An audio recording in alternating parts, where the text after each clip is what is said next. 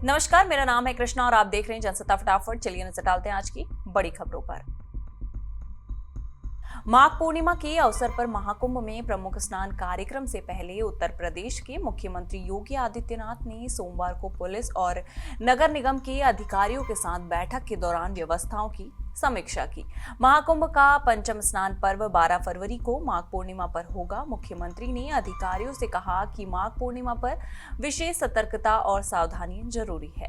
उन्होंने कहा, पिछले एक हफ्ते में प्रयागराज में श्रद्धालुओं की भीड़ काफी बढ़ गई है। सार्वजनिक परिवहन के साथ साथ बड़ी संख्या में निजी वाहन भी आ रहे हैं और स्नान पर्व पर ये संख्या और बढ़ने की उम्मीद है। सीएम आदित्यनाथ ने अधिकारियों से कहा कि इसके मद्देनजर एक सुव्यवस्थित यातायात और भीड़ प्रबंधन योजना लागू की जानी चाहिए।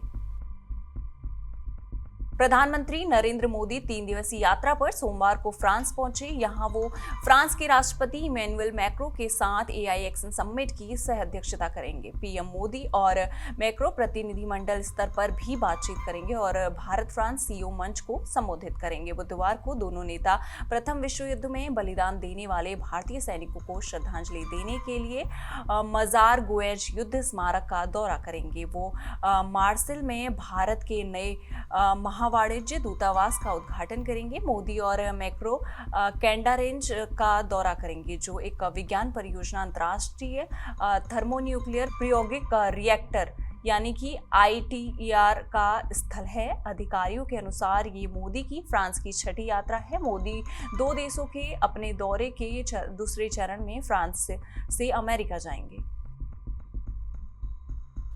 दिल्ली के LG VK सक्सेना ने 12 फरवरी को गुरु रविदास जयंती के अवसर पर दिल्ली सरकार के सभी सरकारी कार्यालयों, स्वायत्त निकायों और सार्वजनिक उपक्रमों में छुट्टी घोषित की है। इससे पहले दिल्ली में गुरु रविदास जयंती पर रिस्ट्रिक्टेड हॉलिडे होता था। इसके अलावा प्रयागराज में चल रहे महाकुंभ से लौट रहे श्रद्धालुओं की भारी भीड़ को ध्यान में रखते हुए वाराणसी के शिक्षा विभाग ने बड़ा फैसला लिया है। शिक्षा विभाग ने कहा कि कक्षा 1 से 8 तक के सभी स्कूलों की पढ़ाई 14 फरवरी तक ऑनलाइन मोड में संचालित की जाएंगी। बताना होगा कि इस संबंध में निर्देश बेसिक शिक्षा अधिकारी द्वारा जारी किए गए हैं। दिल्ली NCR में इन दिनों मौसम साफ है। हवा की स्पीड कम होने से प्रदूषण बढ़ गया है। सुबह शाम ठंड तो है, लेकिन दोपहर में धूप से राहत मिल रही है। 11-12 फरवरी को मौसम साफ रहने की संभावना है।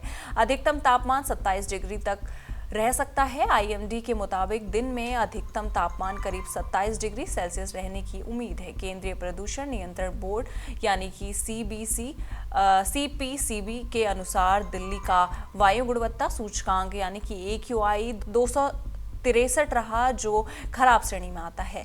मौसम विभाग ने दिन में आंशिक रूप से बादल छाए रहने का अनुमान जताया है, लेकिन वायु गुणवत्ता के स्तर में कोई खास बदलाव की उम्मीद नहीं है। इजराइल और हमास के बीच सीज फायर पिछले कई दिनों से जारी है। सीज फायर के तहत हमास लगातार इजराइल के बंधकों को रिहा कर रहा है, लेकिन इसके बाद हमास ने इजराइल पर सीज फायर रूल को तोड़ने का आरोप लगाया है। हमास का कहना है कि वो इजरायली बंधकों की रिहाई रोक सकता है। हमास के इस बयान के बाद अमेरिकी राष्ट्रपति डोनाल्ड ट्रंप ने चेतावनी दी है। ट्रंप ने हमास के बयान के बाद चेतावनी देते हुए कहा कि अगर गाजा में बंधक बनाए गए लोगों को शनिवार दोपहर तक रिहा नहीं किया गया तो वो इजराइल हमास सीजफायर समझौते को खत्म करने और साथ ही हमास के खात्मे का प्रस्ताव रखेंगे। इसके साथ ही ट्रंप ने कहा कि वो हमास के लिए नर्क के दरवाजे खोल देंगे।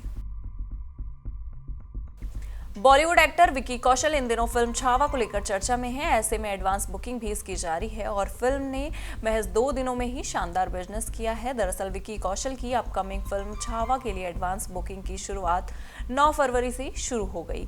अब फिल्म के लिए एडवांस बुकिंग शुरू होते ही इसके टिकट धड़ल्ले से बिकने लगे हैं।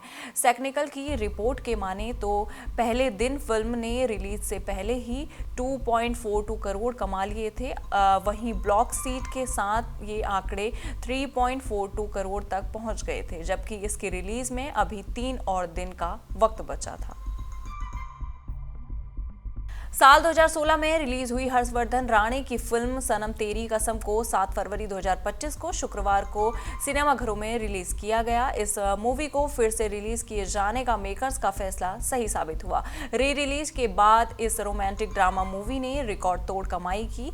इसने अब तक अपनी ओरिजिनल रिलीज से भी ज्यादा का बिजनेस कर लिया है। री रिलीज के बाद शुक्रवार को 4.75 करोड़ की कमाई के साथ ओपनिंग की और पहले वीकेंड पर 15 करोड़ की कमाई का आंकड़ा भी पार कर लिया है, जहां फिल्म का लाइफ टाइम कलेक्शन 9 करोड़ के करीब रहा।